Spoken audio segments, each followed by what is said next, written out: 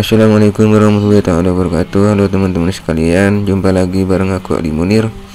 Pada kesempatan kali ini aku akan membahas peta politik, bagaimana awalnya Ukraina itu bisa terbentuk dan bagaimana Ukraina itu bisa memisahkan diri dari negara induk atau Uni Soviet atau Rusia gitu. Jadi kan awalnya Ukraina itu merupakan wilayah bagian dari negara Uni Soviet dulunya, sebelum akhirnya pada tahun 1991 Uni Soviet runtuh dan Ukraina memisahkan diri. Kemudian Uni Soviet berganti nama menjadi Rusia. Oke, mungkin untuk lebih jelasnya akan aku bacakan kronologisnya gitu ya.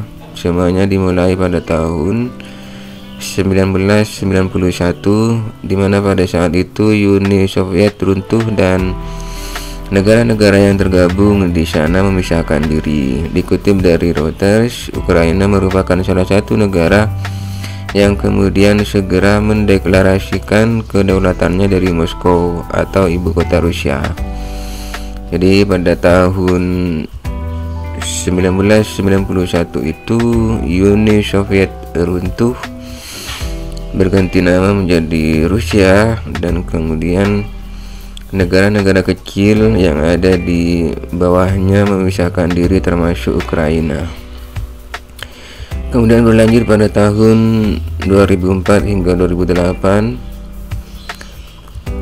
kandidat pro-Rusia Viktor Yanukovych, kandidat presiden di Ukraina yang bernama Viktor Yanukovych yang pro-Rusia, dinyatakan terpilih sebagai presiden keempat Ukraina, mengalahkan lawannya Viktor Yushchenko. Namun tuduhan kecurangan jumlah suara yang dilayangkan kepada Yanukovych memicu protes publik yang dikenal dengan Revolusi Orange. Akibat dari Revolusi Orange ini kemudian membuat pemungutan suara digelar kembali. Hasilnya mantan Perdana Menteri Pro-Barat atau Viktor Yushchenko terpilih sebagai presiden.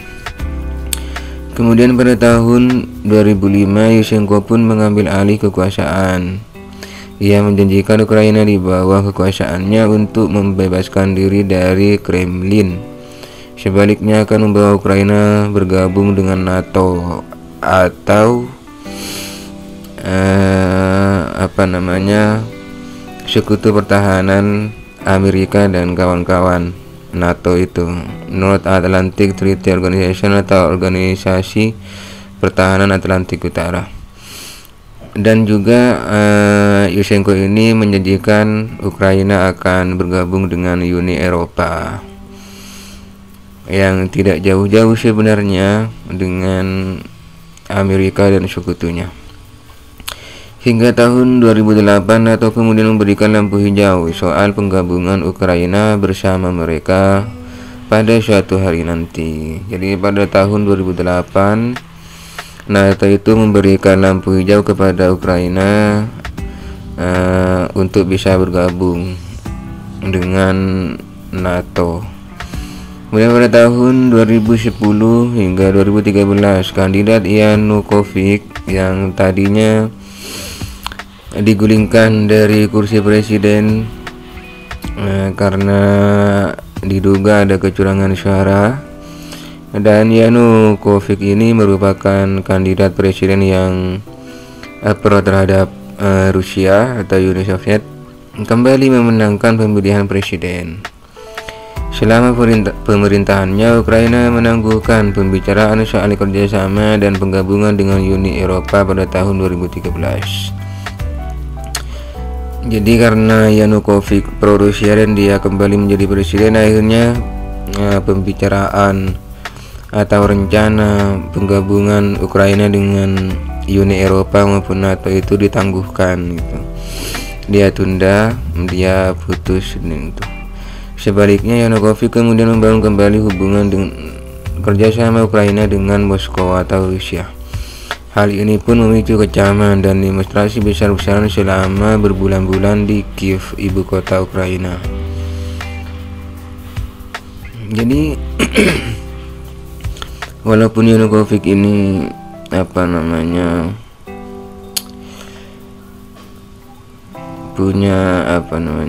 punya niat untuk membangun kerjasama atau kedekatan dengan Rusia, artinya dia lebih pro Rusia daripada kelompok negara sekutu Amerika, tetapi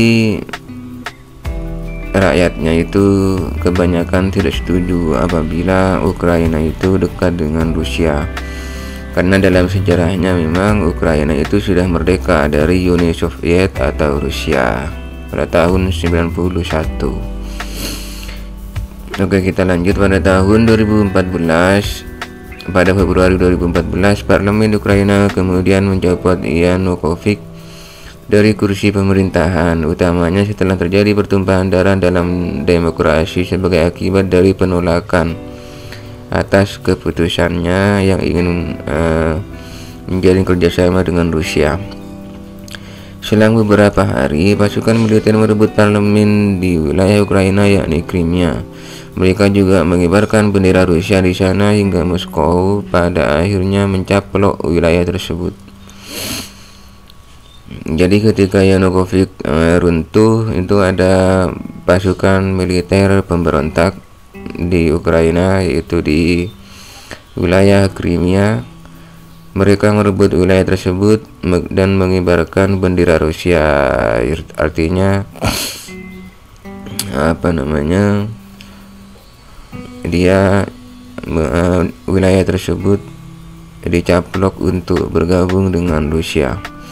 Lanjut, pada April 2014, kelompok separatis pro-Rusia di wilayah timur Donbas mendeklarasikan kedaulatannya. Kemudian disusul lagi setelah wilayah Crimea, disusul lagi wilayah Donbas di Ukraina bagian timur perbatasan dengan Rusia kembali mendeklarasikan untuk bergabung dengan Rusia. Artinya di sini sedikit demi sedikit sebagian wilayah di Ukraina mulai memisahkan diri dan bergabung dengan Rusia. Kemudian pada tahun 2017 hingga 2019, pada tahun 2017 tercipta perjanjian kerjasama antara Ukraina dan Uni Eropa. Perjanjian ini membuka pasar perdagangan bebas barang dan jasa hingga perjalanan bebas visa ke wilayah Uni Eropa bagi Ukraina. Hingga pada tahun 2019, mantan komedian yang kerap menghiasi TV di sana, Volodymyr Zelensky, terpilih untuk memimpin Ukraina. Oke, di tahun 2017 hingga 2019 Ukraina memutuskan untuk bergabung dengan Uni Eropa, tapi belum dengan NATO. Tapi bagaimanapun juga Uni Eropa sebenarnya tidak jauh-jauh dari sekutunya Amerika Serikat. Cuman bedanya Uni Eropa itu mengurus masalah perdagangan ekonomi, kalau NATO itu mengurus masalah pertahanan. Oke, kita lanjut pada tahun 2021. Pada Januari 2021, Zelensky meminta Presiden Amerika Serikat Joe Biden untuk mengizinkan Ukraina bergabung dengan NATO. Di sisi lain, Rusia kemudian mulai menggerakkan pasukan bersenjatanya di dekat perbatasan Ukraina pada musim semi 2021. Mereka mengaku hal ini sebagai bentuk latihan. Hingga pada November 2021, citra satelit yang diambil oleh Maxar Technologies menampilkan penumpukan pasukan Rusia di dekat Ukraina. Sebulan setelahnya, tepatnya 17 Desember 2021, Rusia mengajukan tuntutan keamanan. Hal ini termasuk dengan NATO agar menarik kembali pasukan dan senjata dari bagian timur Eropa. Berikut juga Rusia melarang Ukraina untuk bergabung bersama mereka. Jadi puncak titik mula peperangan yang terjadi pada baru-baru ini antara Ukraina dengan dengan Rusia itu dimulai pada tahun 2021 ketika Zelensky atau Presiden Ukraina Zelensky yang bernama Zelensky meminta Presiden Amerika Serikat Presiden Amerika Serikat atau Joe Biden untuk mengizinkan Ukraina bergabung dengan NATO.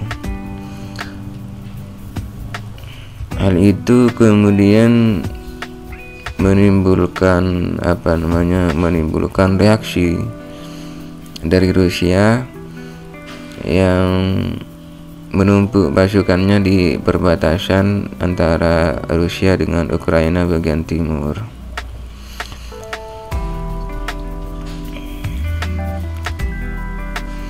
Tetapi sebenarnya tidak ujuk-ujuk Rusia menyerang Ukraina. Sebenarnya itu Rusia itu demi menjaga keamanan. Maka ketika Ukraina itu bergabung dengan NATO, maka Rusia harus hati-hati dong, kan NATO itu kan organisasi perang, organisasi persenjataan. Kalau misalnya NATO sampai bisa meletakkan atau menaruh pasukannya atau membuka pangkalan perang di perbatasan antara Ukraina dengan Rusia, tentu itu akan dihitung sebagai ancaman bagi Rusia, ancaman keamanan bagi Rusia. Apalagi katanya NATO itu memang benar-benar menaruh pasukan keamanannya itu di perbatasan Ukraina bagian timur. Maka dari itu Rusia mereaksi balik dengan pasukan perang juga di perbatasan dengan menuntut agar NATO menarik diri dari Ukraina dan meminta agar Ukraina itu tidak bergabung dengan NATO, karena Ukraina itu merupakan batas keamanan bagi Rusia. Kalau sampai Ukraina itu diduduki oleh NATO, maka itu akan menjadi ancaman keamanan atau ancaman perang bagi Rusia. Maka dari itulah Rusia itu menyerang Ukraina habis-habisan. Padahal NATO-nya sendiri itu baru pemanasan, artinya dia tidak benar-benar membela Ukraina itu ketika Ukraina sedang diserang. Itu mereka diam saja. Ya itulah taktik politik Amerika itu. Mereka itu menawarkan hadiah ini, keamanan dan sebagainya apabila Ukraina bergabung dengan kelompok sekutu Amerika, NATO, Uni Eropa dan lain-lain. Itu hanya untuk mengadu domba itu antara Ukraina dengan Rusia. Kalau memang Amerika itu NATO dan lain-lain itu pro terhadap keamanan, kedamaian dan lain-lain, kenapa harus ikut campur soal Ukraina dengan Rusia gitu kan? Karena kan Ukraina dan Rusia itu punya sejarah sendiri. Bahkan sebenarnya pusat kerajaan Uni Soviet dulunya itu sebelum terpecah-pecah itu ada di Ukraina. Maka sangat wajar apabila Rusia itu menganggap Ukraina itu sebagai saudara, dan jangan sampai saudaranya itu atau Ukraina ini bergabung dengan sekutu Amerika atau dijadikan pangkalan perang untuk menggempur Rusia gitu. Jangan sampai Ukraina itu dijadikan pangkalan perang oleh Amerika dan sekutunya untuk menggempur Rusia. Itu sangat merugikan Rusia dan juga tentu merugikan Ukraina sendiri. karena yang akan menjadi korban perang nanti pasti itu kebanyakan Ukraina gitu. Oke, mungkin itu saja dulu pembahasan mengenai awal mula bagaimana Ukraina itu memisahkan diri dari Uni Soviet atau Rusia, atau bagaimana awalnya Uni Soviet itu runtuh dan terpecah-pecah menjadi negara bagian termasuk negara merdeka yang bernama Ukraina yang sekarang sedang bingung mau ikut Amerika atau ikut Rusia. Mereka hanya menjadi boneka sekarang, bimbang-bimbang, tidak tegas. Mereka mau pro Amerika takut digempur Rusia, mau pro Rusia udah terlanjur merdeka. Mending mereka nggak usah gabung NATO kalau memang tegas ya. Kalau memang pemimpinnya tegas itu nggak usah gabung NATO. Yang penting Rusia tidak menyerang Ukraina gitu. Kalau yang sekarang diserang Ukraina kan gara-gara ngasih lampu hijau mau gabung NATO dan mempersilahkan NATO untuk membangun pangkalan perang di perbatasan Ukraina dengan Rusia. Seandainya tidak ada wacana itu, kayaknya tidak mungkin Rusia itu tiba-tiba menyerang Ukraina gitu. Oke, mungkin itu saja. Terima kasih sudah menonton. Bagi teman-teman, jangan lupa subscribe, like, dan komen di bawah bagaimana pendapat kalian tentang konflik Rusia dengan Ukraina. Sampai jumpa di video berikutnya. Wassalamualaikum warahmatullahi wabarakatuh.